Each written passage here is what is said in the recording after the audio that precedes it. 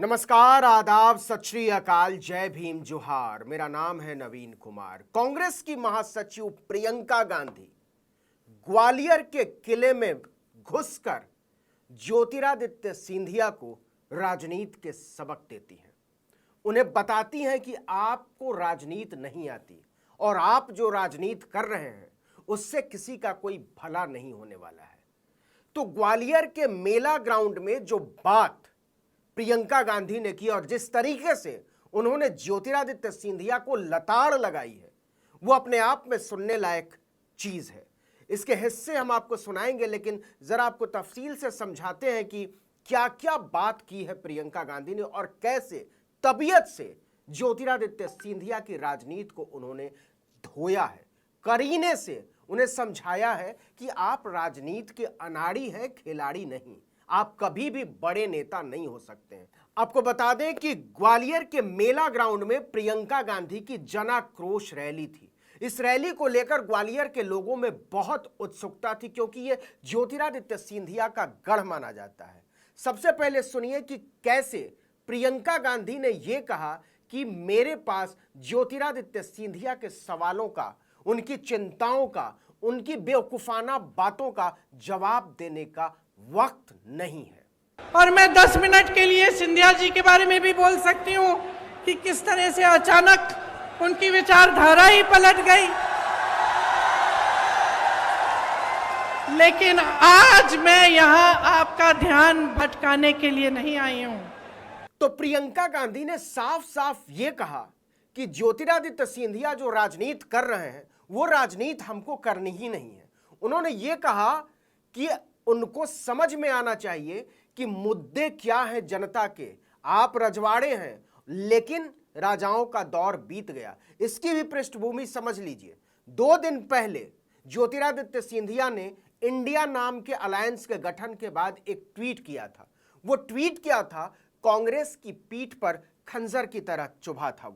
उन्होंने ट्वीट किया था कि 1947 सत्ता के लिए भारत तोड़ा, 1975 सत्ता के लिए आपातकाल लागू किया, 2022 सत्ता के तुष्टीकरण से ओतप्रोत भारत जोड़ो यात्रा की, 2023 सत्ता के लिए भ्रष्टाचारियों को बचाने के लिए इंडिया जोड़ो। यह जोड़ तोड़ की राजनीति वर्षों से कांग्रेस की विचारधारा का हिस्सा रही है। इससे कांग्रेस के नेताओं में भारी रोष था।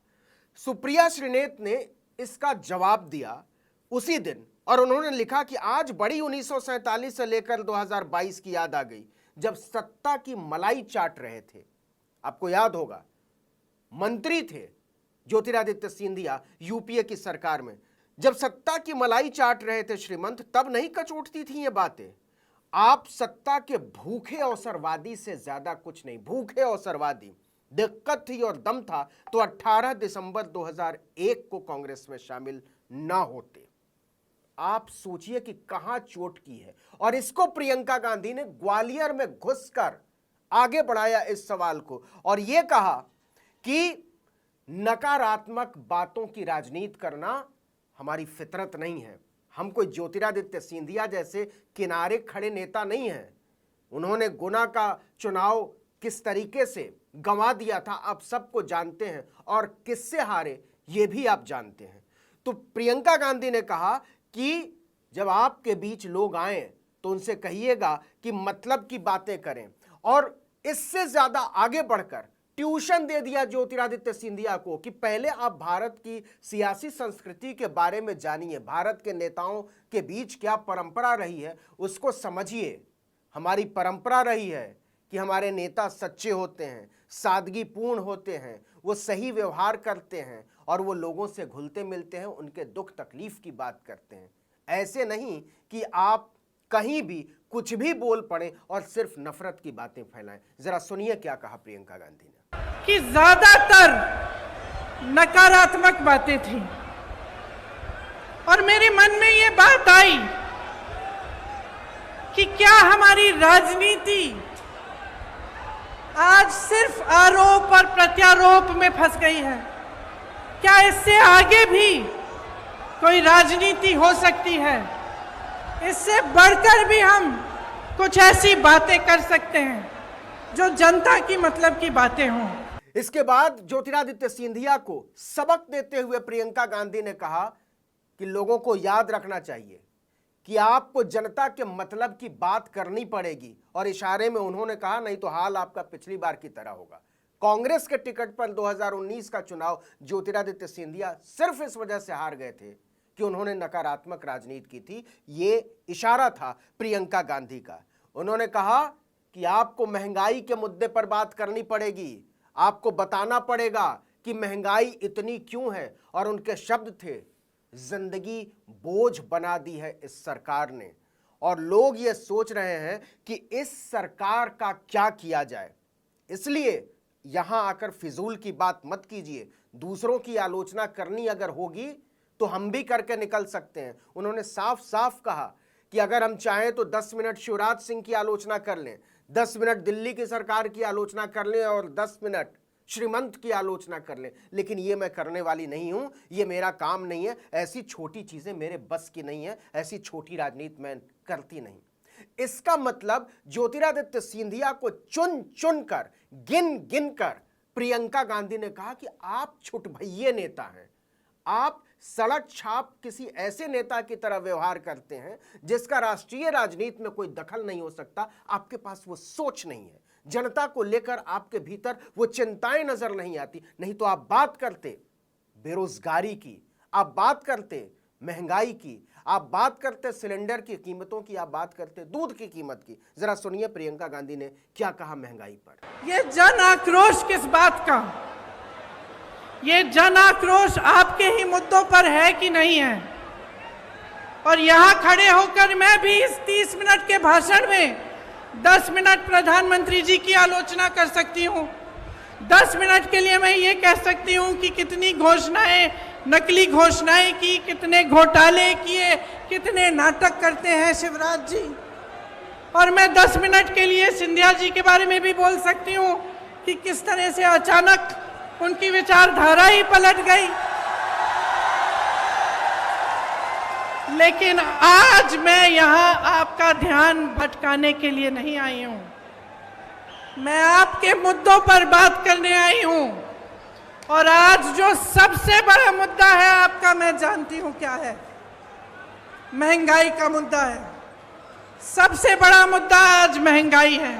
इसके बाद प्रियंका आती हैं बेरोजगारी पर, और वह इशारों इशारों में कहती हैं कि ये जो श्रीमंत हैं ग्वालियर के, वो क्यों नहीं बात करते बेरोजगारी की।